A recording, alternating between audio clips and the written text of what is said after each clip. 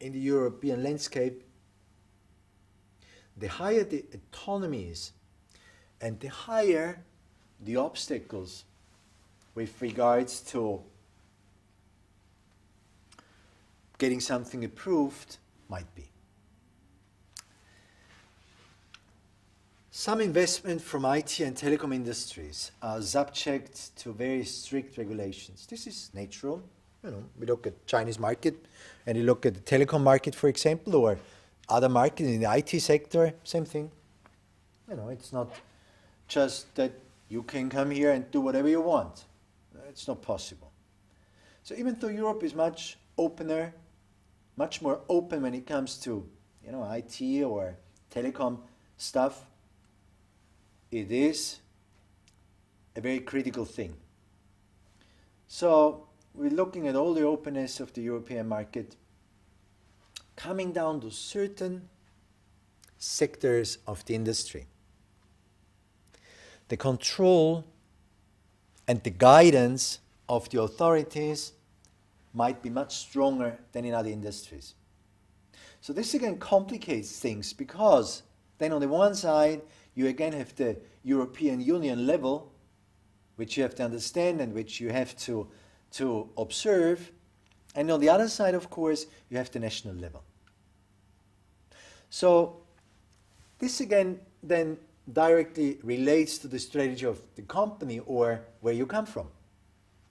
So the field you're in, the sector you operate in, how will European level decisions and rules and local level or national level decisions and rules affect your business? This is to be taken into consideration in the European context. So there is fair competition. There is, of course, a focus on being treated equally. And it is in the interest of the European Union to work along that line. It is in the interest of the European Union that if you come to the European market, you find yourself in a fair environment. But then again, some M&A purchases and some M&A transactions, they are of a very complex structure. And they involve some very complicated stuff.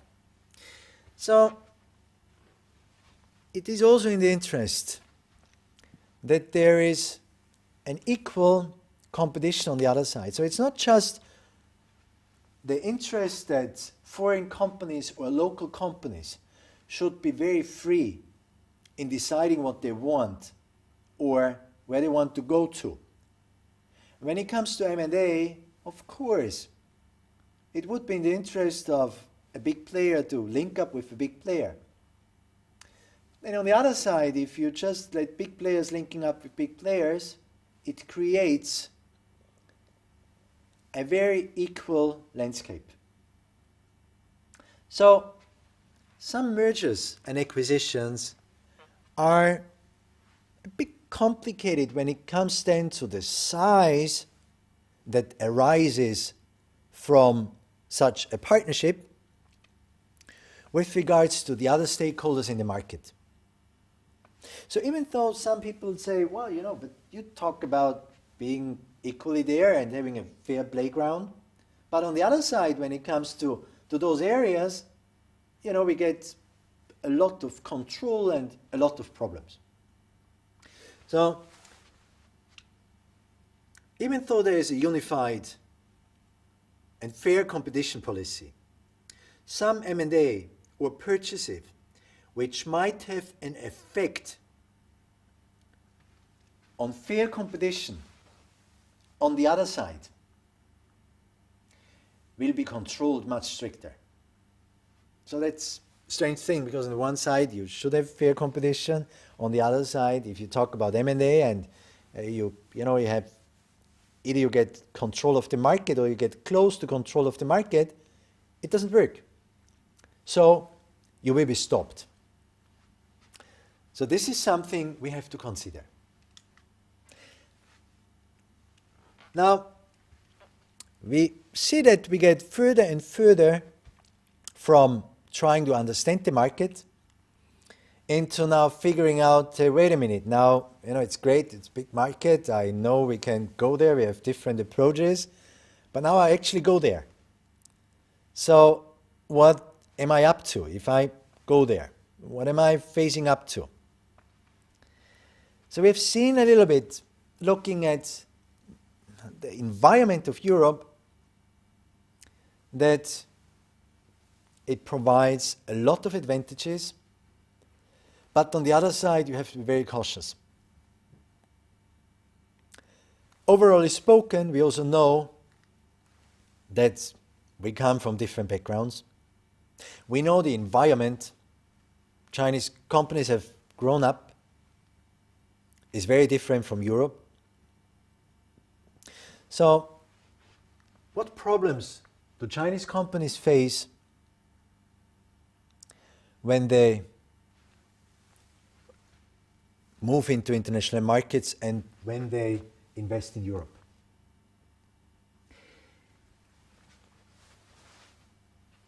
One of the major problems Chinese companies complain about is residence and work permits.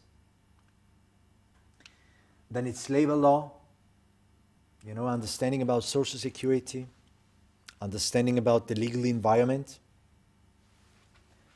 We have tax regulations and accounting standards. We have intellectual property rights. And they say, well, we have a lack of support from local authorities. So those are the first 5 main issues we mention here. Now, residence and work permits. I always get asked from Chinese companies, how does it work? And this really seems to be very difficult to understand and very complicated. So, why is it so complicated for Chinese companies really to figure out how does it work in Europe?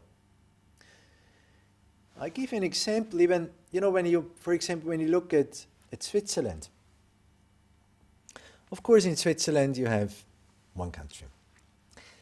But Switzerland is a very good example of, or maybe even the best example of the complexity of Europe.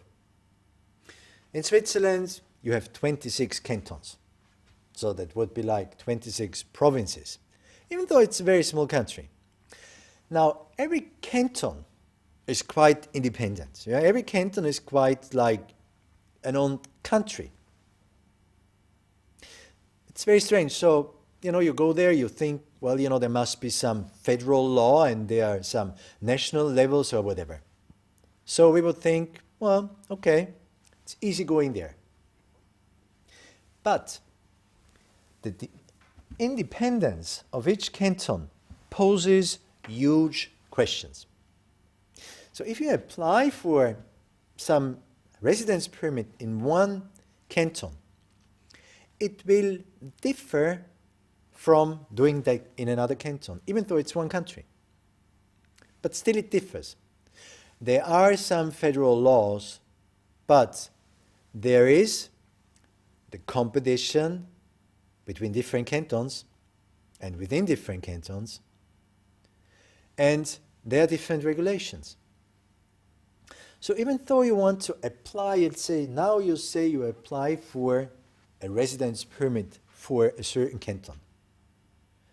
The procedure and the requirements might be quite different than doing that in another canton. Bringing that up to Europe again, it's about the same case. So if you say, well, how does it work? Now, I go there, so even though you have a lot of unification, but there is still a difference. Even though Europe very much supports the free movement of goods and people or money.